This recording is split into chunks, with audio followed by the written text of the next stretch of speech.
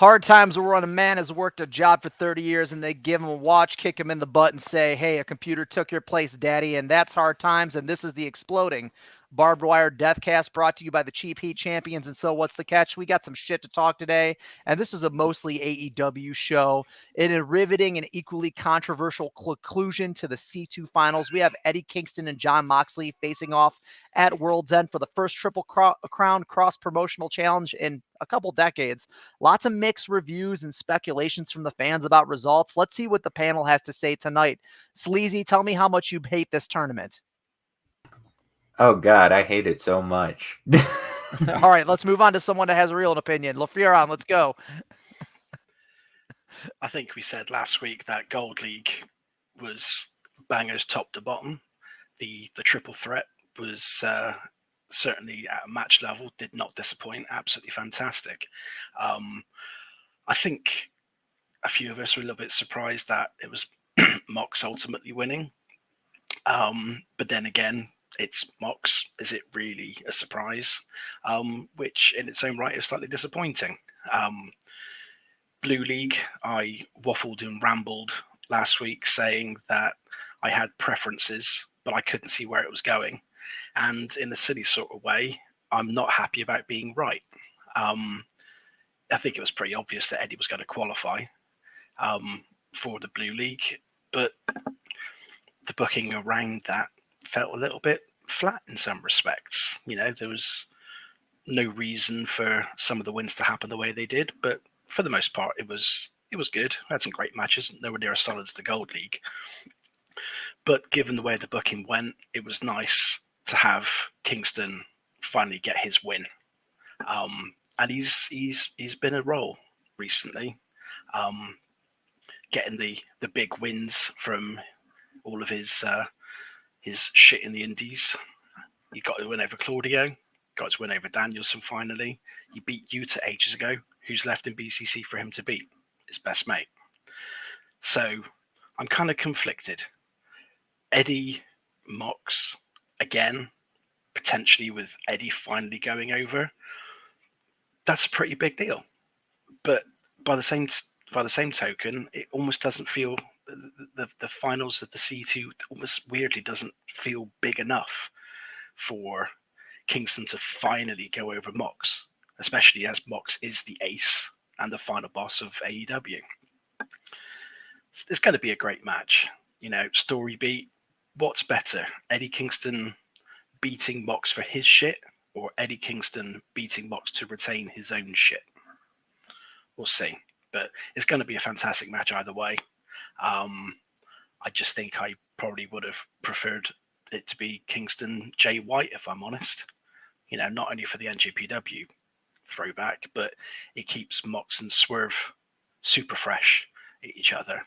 But then, given the way Mox and Swerve were going at it in the triple threat, that's not going away anytime soon, which I think is a good thing, and it would need to be done because Mox is the gatekeeper to the world title.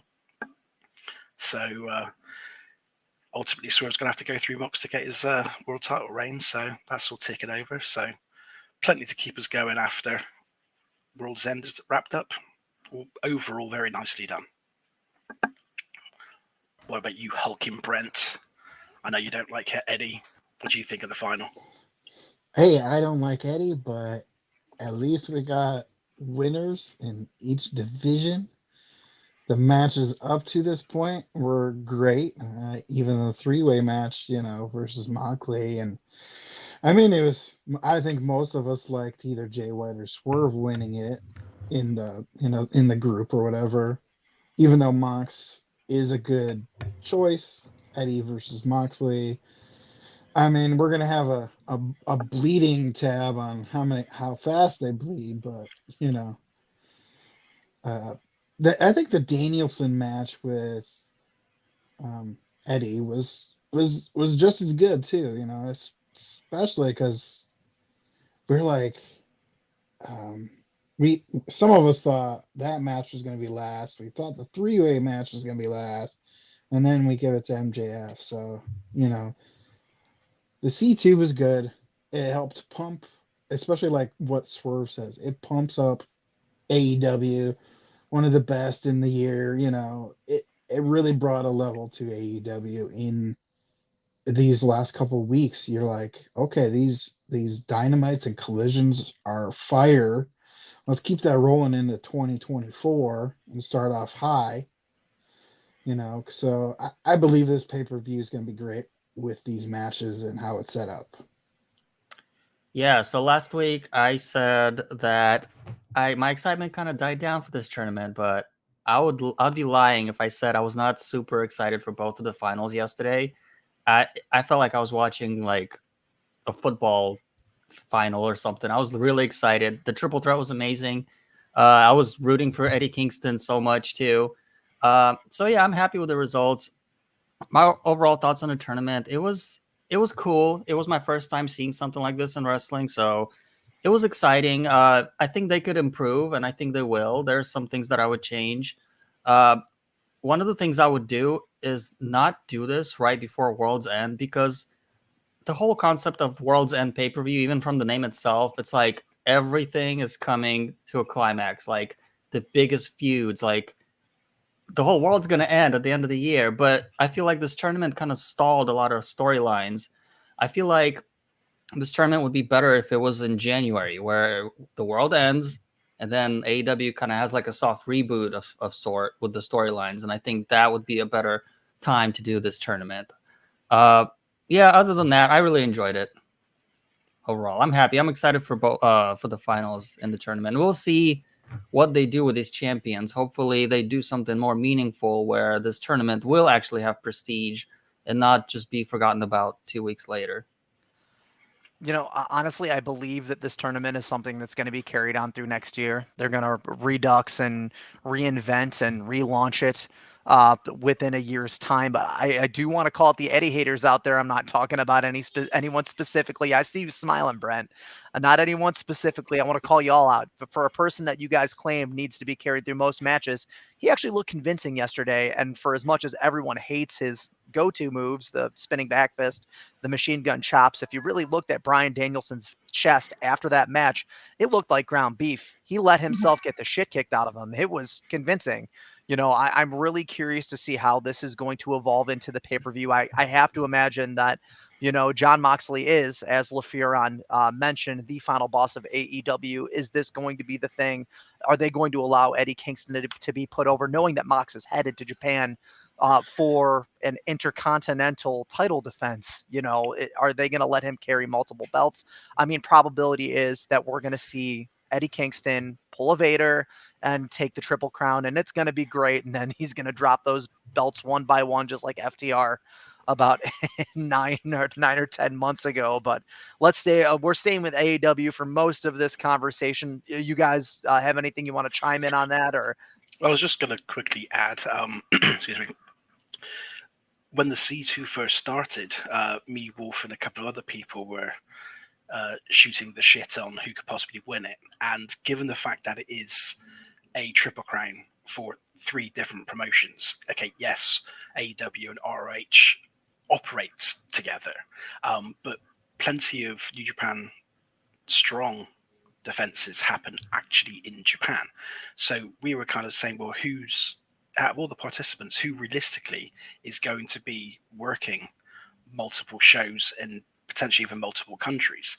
And really, we only came down to Kingston, Mox, Swerve, and possibly Danielson, and and 2 we got going. So I certainly think that they're going to be, regardless of who's winning it, they're going to be hitting this hard.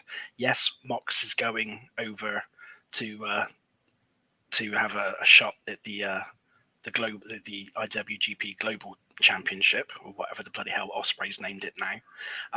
But also Kingston is working Battle of the Valley after Wrestle Kingdom, which is a New Japan Strong show. So conceivably, either one of them could win and carry multiple belts as the cross-promotional collaboration and advert that it's going to be. So I really cannot call which way this is going to go. It will be great for AEW either which way.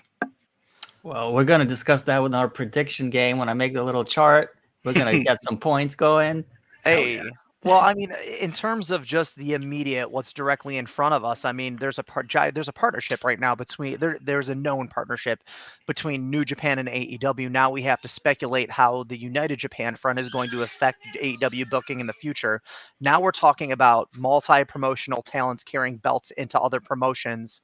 You know, if Mox wins, he's taking that to Wrestle Kingdom. If Eddie Kingston wins, he's taking that to Strong. But how is that going to leak over to the other facets of that United promotion? Not to mention their relationship with Impact, uh, or now TNA, GCW, all the smaller scale guys. This could be a bigger picture for AEW in the long run, but we're gonna pivot off in the shortest title defense in known AEW history. MJF, Maxwell, Jacob Freeman dropped the ROH tag titles to two men in masks who were allowed to break into the title scene for a promotion that was not showcased. Ring of Honor. How does everyone feel about this title change and why was this allowed? Sleazy, let's go.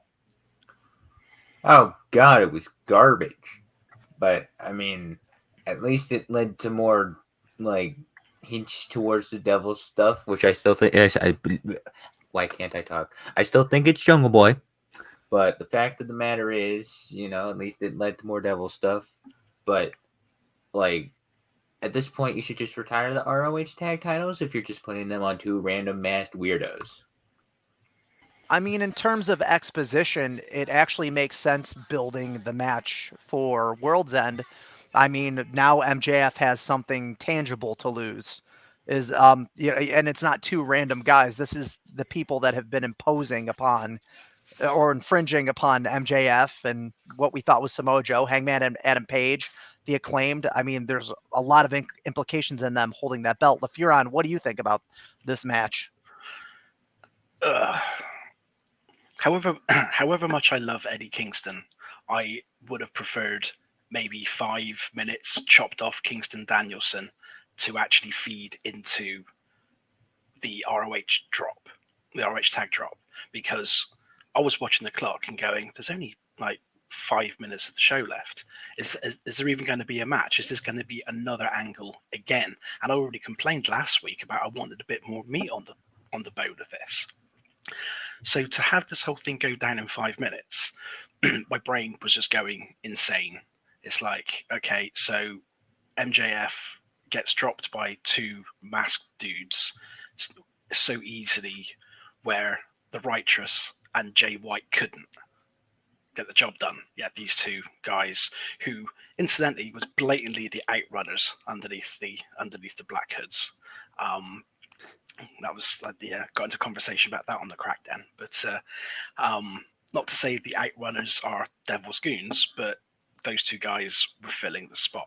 But for the whole thing to go down to it's like a 5 minute segment where MJF takes a single heat seeker and then gets pinned. It was like, what? I mean, as if you couldn't shit on the ROH tag titles anymore. The fact that they've been so utterly melvined, to coin a Matt Taven phrase, is just a joke. Whoever is ultimately revealed to be the masked goons, doesn't matter who they are, I can honestly see it being retcons that they are going to be not retcons, but they are going to have the lineage. They're going to unmask. Yeah, we beat MJF, and then they will be acknowledged as the tag team champions. To that end, I hope ultimately it's somebody good, so we can actually get the tag belts back into Ring of Honor, as opposed to being a prop for a bullshit storyline, which for me lost all of its steam about 3 months ago. So it was a bullshit segment. Doesn't actually lead into any more excitement for the pay-per-view main event now, because I mean, the second Joe entered himself into the title scene, he was doing the full-on suited mafia don image. So ultimately, it makes sense that he's basically, he's struck a deal with the devil. He was never on MJF's side. It was always a means to an end. So that in itself doesn't it makes perfect sense, but it just doesn't grab me. It honestly doesn't grab me. I didn't like the way Joe even got introduced into this recently with the prison bitch thing, which is unnecessary. Now Max has got taken out by Heatseeker. Joe's doing the whole "I did this to you." Well, no, you didn't. Really, you actually made a deal with whoever is pulling the strings to serve your own agenda. MJF Joe will be an absolutely banger match, so we have that to look forward to. But it's very rare that I've just gone and been de-sold a match based on an angle. So disappointed. Hopefully this whole devil thing gets done and dusted in a way that leads on to bigger and better things, because it's outstaying its welcome as far as I'm concerned. But that's just me. Well, didn't you notice while they were wrestling that his name just happens to be Calvin Klein? His mother sewed his name on his underwear again. I mean, this happens in history from Back to the Future and so on. So I'm gonna have to look and see who in AEW wears Calvin Klein underwear, and I'm pretty sure Matt Taven wears Calvin Klein underwear when he has his shirt off all the time. It's always pulled up like up to his nipples. But it's funny because even Shane mentioned like, yeah, it's like WCW back in the days. They used to have like a title match like the last 3 minutes of like a a Nitro or whatever, and you're like, why did we have this match with 3 minutes left in this show? Like, it just you're like, okay, we're gonna let her run 10 minutes over, but it didn't. It's over within 2 minutes of running over, and it was better off them not winning it, to me.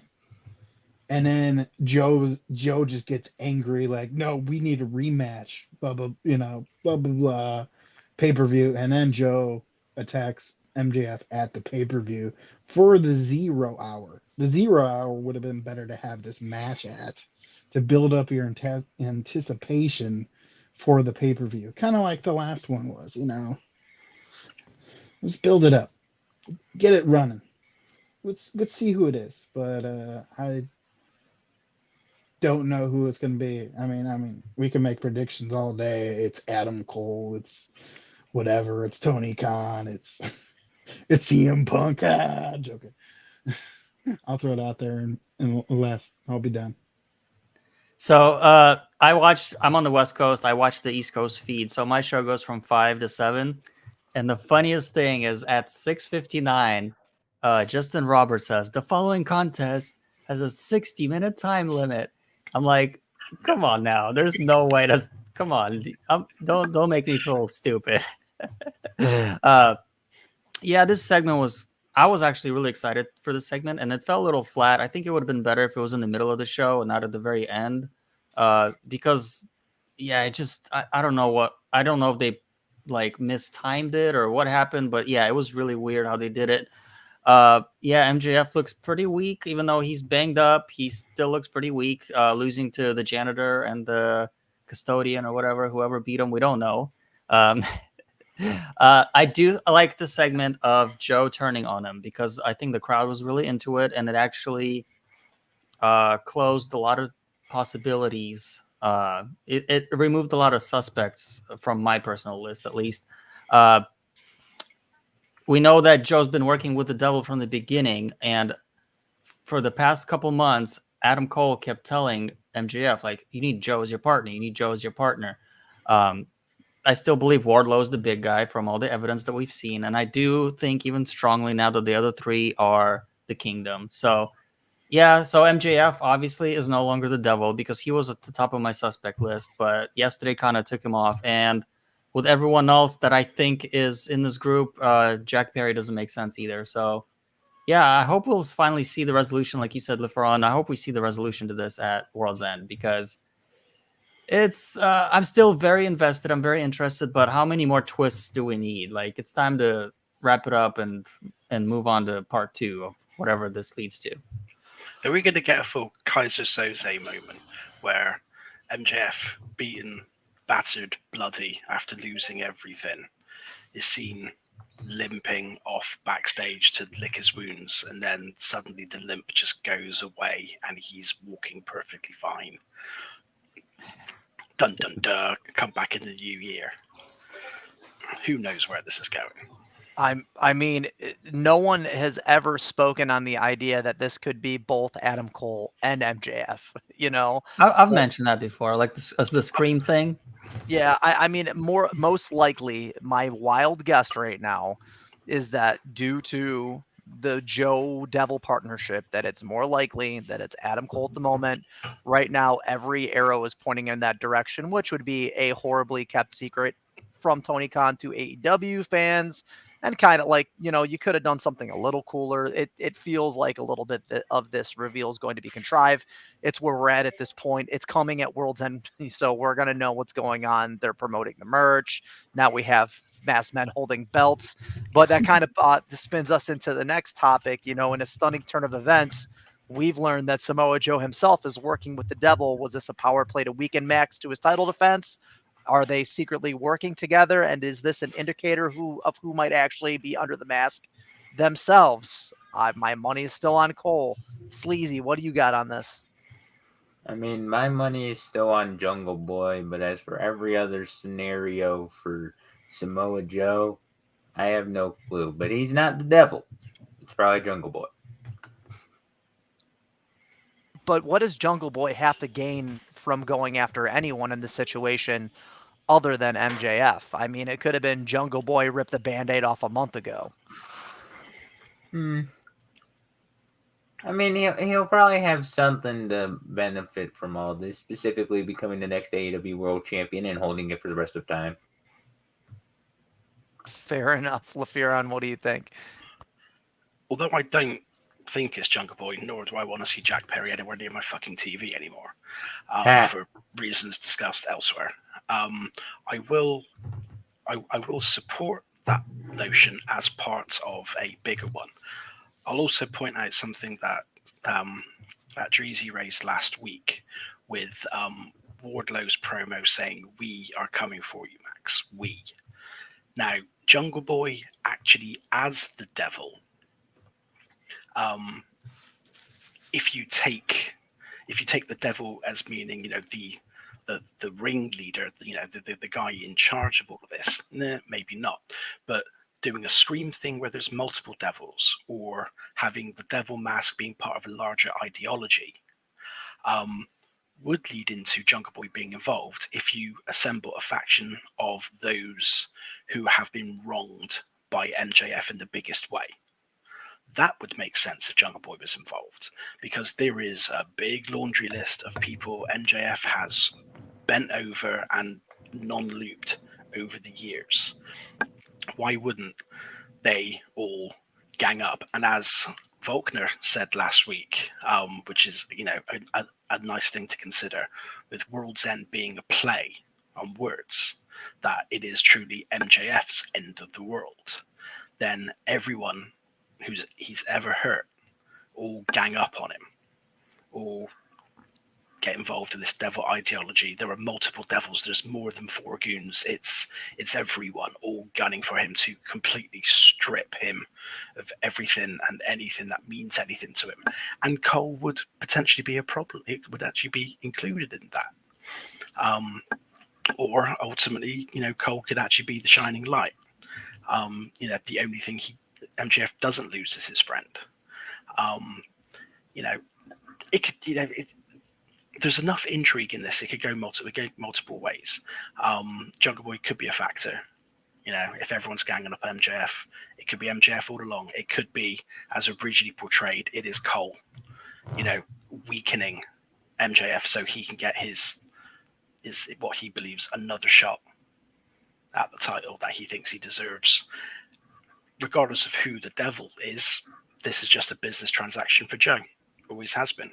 Ever since he threw his hat in the ring, he's going to do whatever he feels he needs to do to get the world title. And if that's, a business transaction with the devil to take him out, that's perfectly fine, because it's Samoa Joe. Who does Samoa Joe have to fear? I saw something, I can't remember, I think it was either on Reddit or a different Discord server. Somebody said, oh, isn't it going to be completely counterproductive for Joe to empower the devil in this way? Weaken him everything because he's just making himself a target. I'm like, it's Samoa Joe. He doesn't fear anyone. And also, would you really want to mess with Samoa Joe? Let's be honest. So it's purely business transaction for Joe. Makes perfect sense, regardless of who the devil is. And that bit's been pretty cool. Brent. Well, I think I already predicted that it's probably just Adam Cole at this point. You know, an off wild throw would be like Tony Khan just pulling the strings, and almost everybody in the AEW roster is henchmen. Yeah, I've already mentioned my prediction, so yeah, I'm pretty firm in my beliefs, at least until tomorrow or whenever. Actually, no, yeah, we've had all the shows basically until the pay-per-view. So yeah, on our little game, we're gonna have some points if we guess right who the goons are, who the devil is, stuff like that. So I'm excited. I just hope we find this out because I don't know. I'm just excited to find out. I hope it doesn't drag out too long. I may imagine they throw the curveball and it's like Bret Hart, or as Wolf so eloquently put in our chat, the Devil's Ric Flair and the Henchmen are the new Four Horsemen. Yeah, it's Tessa Blanchard, Brock Anderson, and the Kingdom.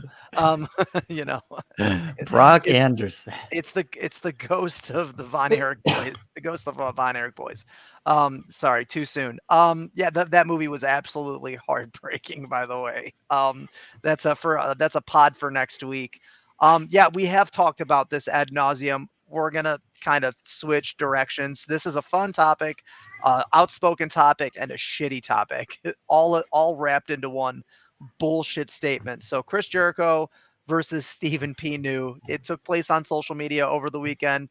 Now we've talked about Punk drama ad nauseum. For those of you that don't know, the second name, Stephen P. New, is the lawyer and confidant of one Jim Cornette and also the legal counsel that helped CM Punk get out of his AEW contract. During the holiday, Stephen P. New decided to blast details about the case on the internet, claiming that everyone involved had NDAs, and Jericho took to X to speak on his NDA that he never signed. Who knows, that he's allowed to talk about the brawl altercation. Does Jericho need to read his employee handbook, or is this a case of a carny lawyer spinning the web of bullshits in favor of his clients to benefit the Fed? Sleazy, are you following what's going on with this, or do you not care? I'm following the FTW title more than this, so move on to LaFern. Okay, fair enough. Oh, blinding light as that thing kicks back. Come on, Phil Light, thank you. I'm ugly enough as it is. I tell you what. I'm almost thinking the work is back on, if the work had ever stopped, because it just continues to be so comic book and ludicrous and over the top as it's been for the past 16 months, and now it's going silly once again. It's like, and also, without going too far into it, the some of the story beats, which have been hypothesized were a part of Brawl Out being at work, are certainly still continuing, namely the Bucks being selfish, childish pricks, because everything that Stephen New has come out with just seemingly supports that stuff. I mean, what's he? So what's he done? He comes out, he literally shows up out of nowhere. It's like nobody really cares anymore, but he comes up out of nowhere to then throw his stuff in, claiming that he got Punk and Steel out of their contracts because of a toxic workplace, which confirms what Punk had said previously about the Bucks refusing to participate in the mediation. And then Dana Massey, Matt's wife, is reportedly then not renewing her contract in head of merchandising on the grounds that she felt her husband and her brother-in-law were not given the opportunity to defend themselves because of the NDAs. Okay, but then they drop a bombshell that apparently somehow Punk went after her as well. So that's why she's included with the NDAs, and she's pissed that she can't defend herself. It's like, what? Okay. And then, in the face of all the anti-AEW sentiment that's ramped up ever since Punk signed with the Wii, the Bucks are mysteriously absent from everything. They're not on TV. They're not doing backstage responsibilities. They pull out of BTE and seemingly taking their family with them as they mumble about retirement. Okay. Then it's suggested that New and Ace Steel's wife are not under NDA, so they're going to spill the beans. Which point Jerhico then gets involved and says, "Oh, I'm not under NDA either." And then it suddenly transpires that he was in the room all along. Hey, what?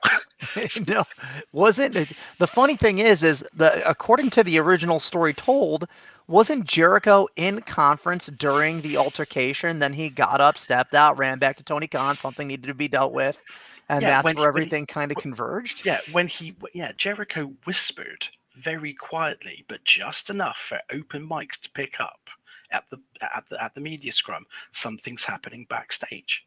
It's like that wasn't very clandestine, Chris. But I'm not going down that rabbit hole on this stream.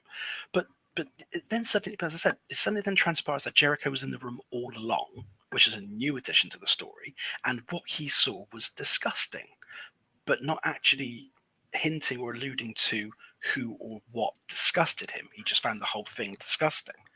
So if you take a step back and then sort of take a lot of the anti-Punk sentiment out of the equation, it's now swinging back in favor that the Bucks were pricks in all of this, which is exactly what Punk accused them of being 16 months ago, exactly what Callis accused them of being when he turned on Kelly, exactly what Kenny accused them of being when the Golden Jets formed, exactly what Jerhico had reaffirmed, and now the Bucks themselves have been shown to be bitchy little children ever since they refused to shake hands at All in London. Pro wrestling is a crazy world, and it's either the most outlandish stuff is always real, or the work is back on to try and milk something. Because it just doesn't make sense any other way. I mean, Stephen Yu, such a carny fucking lawyer. I mean, I've saw arguments on some subreddits where actual lawyers have been going in and saying everything that Stephen P. Yu is doing is just complete nonsense and could actually land him in hot water. So it's like, yeah, it's madness. It's madness. I'm trying not to get back into the whole Brawl Out was a work thing because that took so much of my life. But you look at this and it's like, this is so much nonsense. It's fueling back into it. It really is. But carnies are going to carny. Everyone is always going to make a work out of something if they can work something. So, and we're all marks, right? Well, by design, that's the whole fucking point. I know. Brent, what do you got? Anything on this one, my guy? The thing with Jerhico, I was following a little bit of it, but to get into the whole Young Bucks CM Punk thing again would just it goes a little far because it's like, okay, if you help start a company and a guy was coming in and threatening your company, you're going to be overprotective of your company that you helped start. And so I think they had every right, if that's the case, in that sense of form. And this thing with Jerhico is just it's wrestling. It's a storyline. Maybe this brings back the Bucks here in January or something. Jerhico and Sammy versus the Young Bucks would probably be better. Though you're not going to have Kenny there probably. I don't know. I like Jericho. Jericho is sensical, but then they commented today that he text or he commented on CM Punk's or WWE's CM Punk like entrance video or something the other night. So I mean, he's being positive. He's probably not. He was probably told to calm it down on Twitter. By the way, but who cares? I'll It's get wrestling. fined by Danielson. It's wrestling. It's not real. Not everything is real in wrestling, and I think we just need to get past the whole brawl out thing, whether it's true or false. Well, we would do, but everyone else keeps bringing it up. This is why. I can't shake the feeling that we're back. We're backing on the work. There's no reason to bring it all up again. There's no reason for Stephen Yu to utter a single word. But carnies are going to carny. I have a pretty spicy hot take on the AEW drama, and I'm gonna quote none other than Booker T. Save the drama for your mama, because there's a pay-per-view coming up that I'm really excited about called World's End on Saturday, and I can't wait to see it. And that's what I think about the drama. Yo, I'm so hyped for that FTW 0 Hour match. I bet you are. It's gonna. Is it? Is it actually on 0 Hour? Yeah. I mean, it's a hook match. It's going to be the last match on 0 Hour. He always is. It's like catching Orange Cassidy in a title bout at the beginning of a Dynamite once a month. Hook is always going to headline 0 Hour. That's a thing. He's the Steven Richards of AEW, because Steven Richards was always in the main event of Heat before every pay-per-view. Oh, dear God. Respect to Stevie Richards. Oh, dear God, too soon. Well, guys, it looks like you guys are all sick of talking about Brawl and Brawl Out, unless you guys have any other closing comments on this conversation. Move it along. Let's move it along. So as it is the week prior to a pay-per-view, it was expected that this would be a predominantly AEW heavy episode of the podcast. We'll keep this segment short. The World's End is on Saturday. Who's excited for what match? I'm pumped on seeing whether or not they're going to close the book on Swerve Strickland and Keith Lee and where they're both going to be headed next. I believe Keith Lee is a very heavily slept on talent, as well as Swerve Strickland, who's gone over, but he's been jobbed out a little bit this in the past couple of weeks. So I'd like to see what direction they're going to shoot him out to. Sleazy, we already know your hook, but go ahead. Let's talk about that really quick. Yeah, I'm very excited for the FTW Championship match on 0 Hour. Good old-fashioned clash between Extreme Wrestling and Pure Wrestling. You got the champion of Pure versus the champion of Extreme and bull crap like that.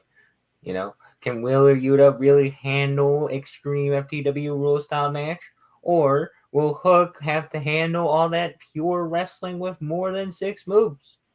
Or will Jungle Boy come in with a steel chair and take back what's rightfully his? I'm so excited.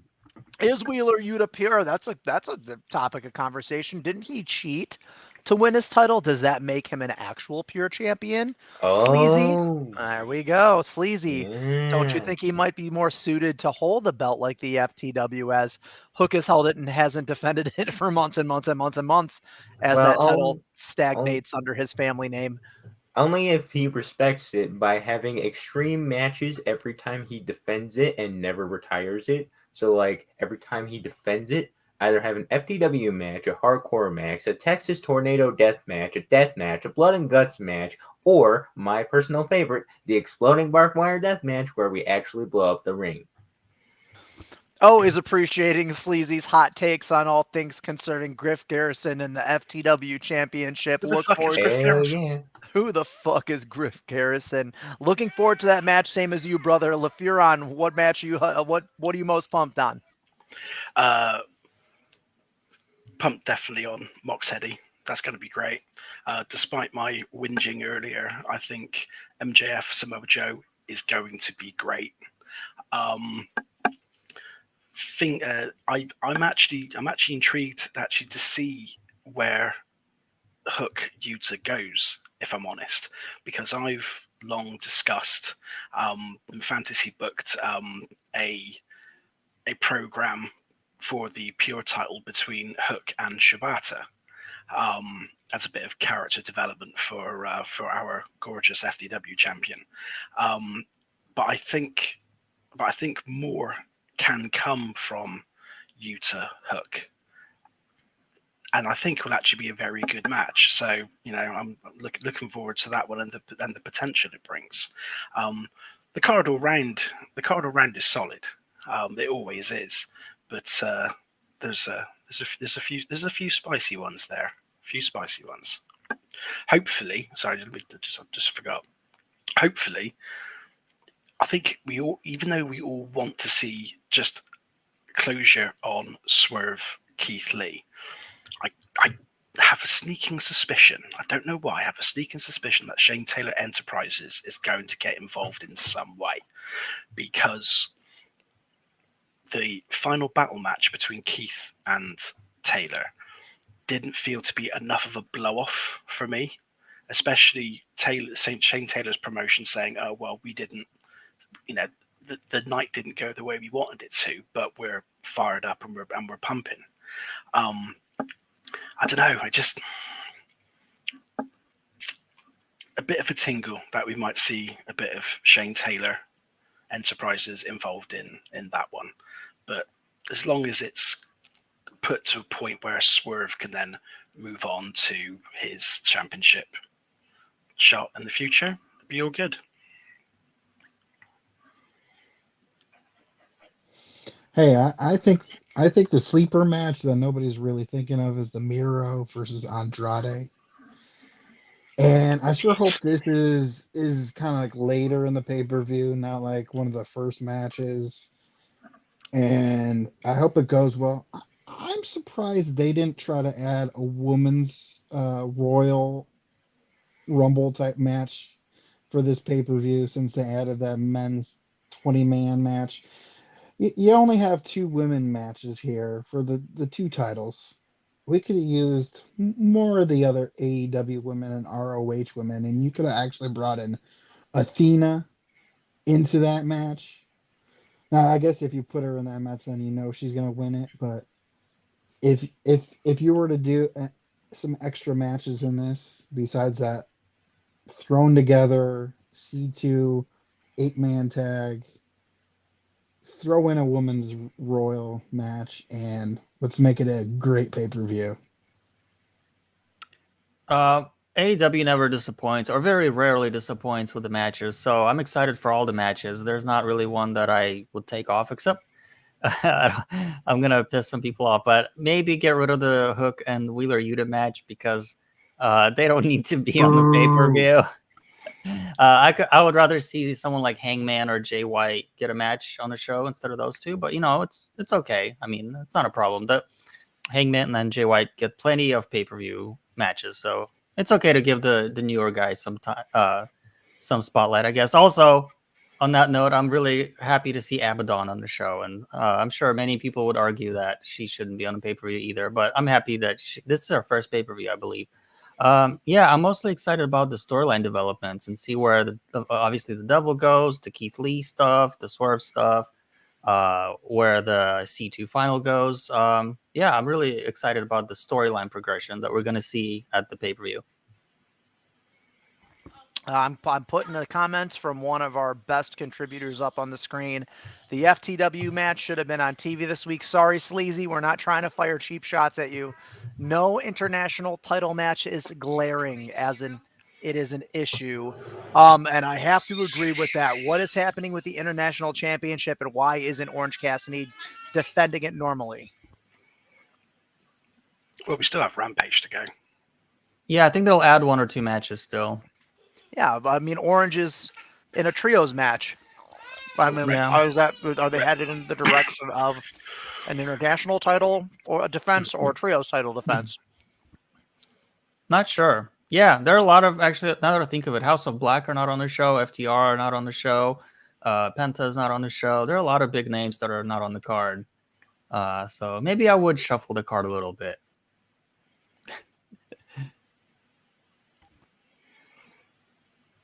Excuse me, guys. My house is a zoo, and I'm trying to squeeze dinner in as well. If you guys can't see me on camera, I thought I paused it. Yeah. I think that FTR House of Black. This is something that Rollins had brought up before. Why aren't they pushing the the FTR House of Black feud? To me, it's still a bun that needs more time in the oven. A lot of the matches that we're getting for this pay-per-view are things that have been cooking for 3 to 6 months. It's nice to see them finally put a lid after saying after Wrestle Dream, there we're coming into a new era. We're kind of looking at some matches that looks like it might actually put an end to some storylines. They are doing the women a disservice here in this pay-per-view. I'm also going to throw that out there. I would believe that aside from the 2 title defenses, that we might have gotten something up and coming, some returns, some new talent, some new blood, some reveals, something to allude to the fact that they're doing something different. Instead, it seems like we're getting a couple women's squash matches. I honestly don't think that Rio is going to go over Tony Storm, although I'd like to see it happen. And Abaddon, Dreezy, she has improved exponentially since her inception and her wealth of dark matches. It's wonderful to see her on main programming, but I don't think I honestly, I'm going to say the bold statement, not that I don't think she's capable of winning, not that I don't think she's capable of a push. I don't think that Tony Khan has the balls to pull the trigger on putting a belt on her. I don't. Not anytime soon, but maybe one day. We'll see how this goes. I'm a little nervous because I'm afraid she's just going to be off TV for a year again after this match. I hope she continues to come back and build up. Yeah, I would like to hope so. But we got one more topic to discuss this evening. This is related to AEW programming, but also away from AEW programming. We have Danielson cut a promo, the promo of promos for New Japan for his Wrestle Kingdom match with Okada over this week, turning a real life injury into an angle. He vows for retribution against Okada by breaking Okada's arm during Wrestle Kingdom. During that bout, with Okada seemingly in talks with 4 other major promotions. Is this being used as an exit strategy for Okada to get him off at New Japan Television?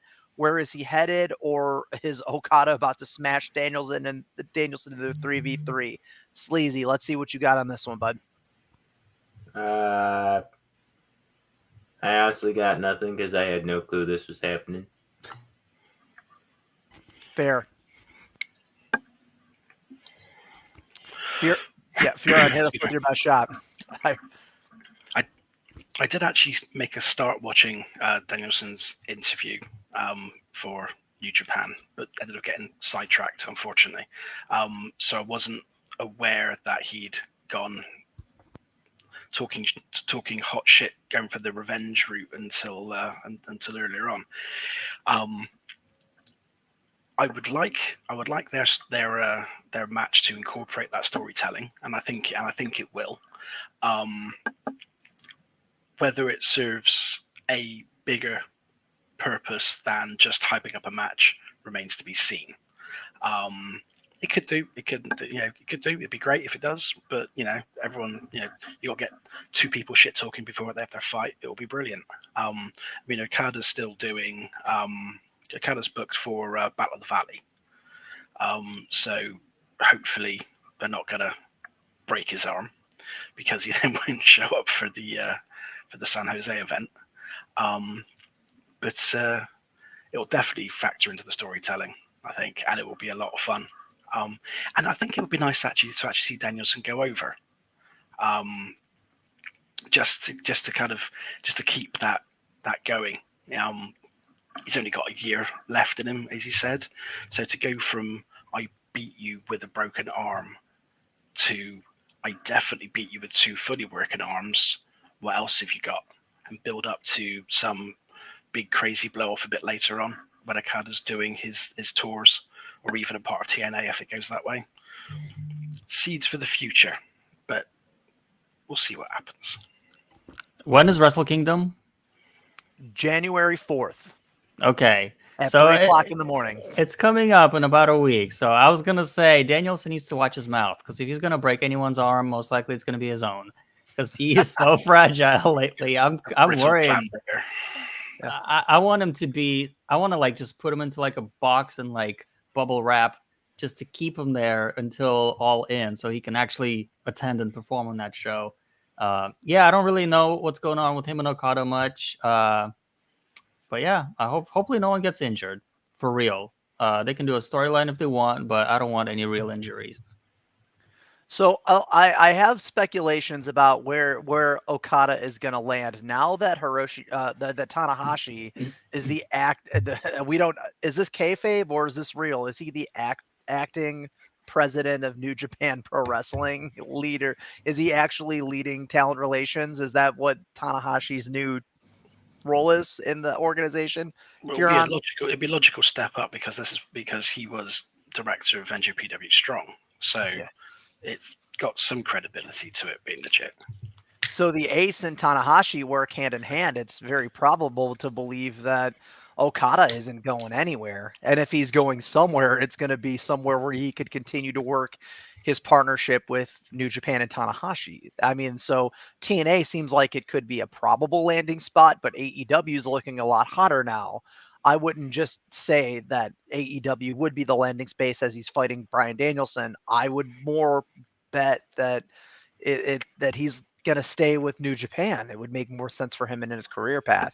He still has the freedom to travel, work as he wants to, come over to the continent, similar to his run in Ring of Honor in 2015, 16, and 17. You know, that's very close to that. So, you guys have anything else on this one? Yeah, just a quick one. I think we've discussed it in the channel before, but this, but with the conglomerate, with all the 8 Japanese companies that we discussed last week, and now Tanahashi seemingly being big cheese in NJPW, it honestly feels what I've been suggesting for a while, that Okada will end up having a joint contract between NJPW and AEW. It just seems to be more logical now.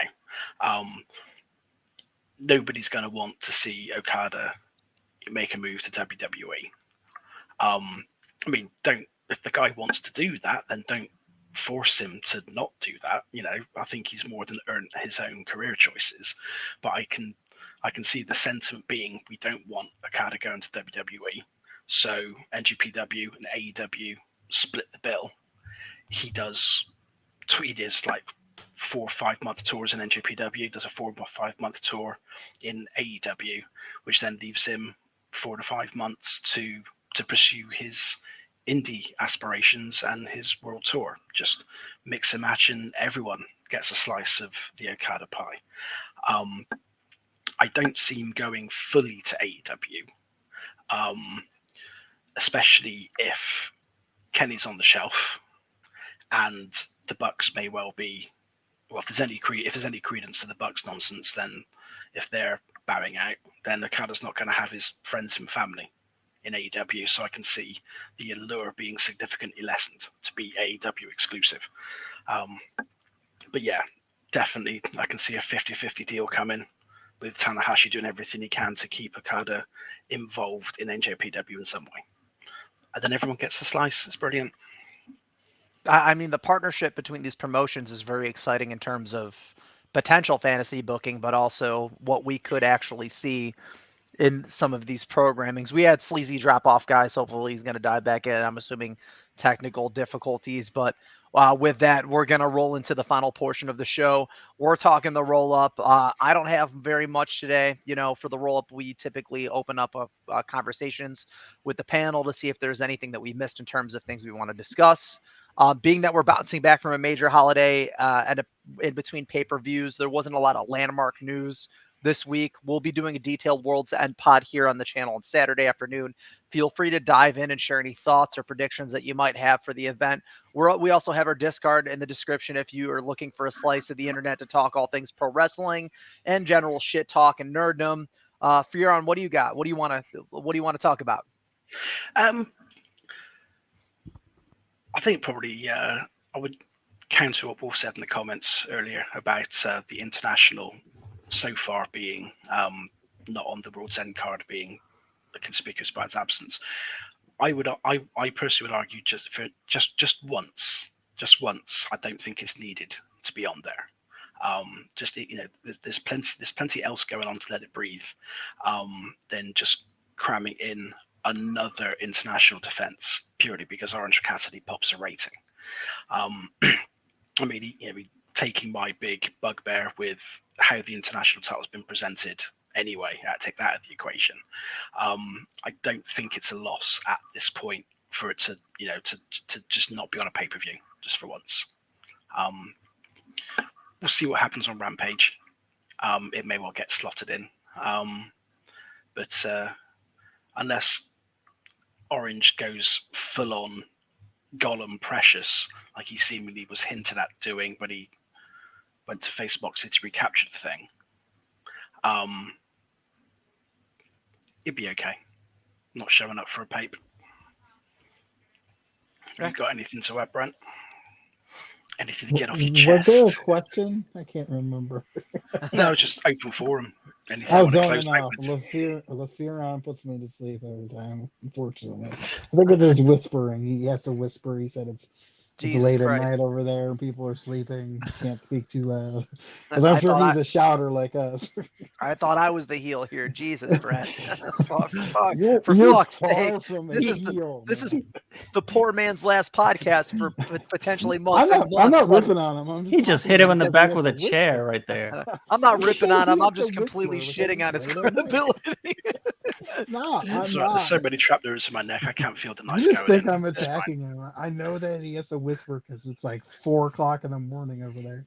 Jesus. Yeah, fair enough. Dear Go God, on. I say add a women's royal match to this pay-per-view and Yeah. make it for the women's title coming up whenever their next premium live event or pay-per-view, whatever the hell you want to call them, because we don't know what to call them nowadays, I guess. I think it's going to be, I think they're going to have a January or February one before Revolution. The way it's been going, there's been one every month since DON, right? Yeah. It was like DON, and it was Forbidden Door, and then it was like some other. There was a random pay-per-view before All In, or was there a month in between?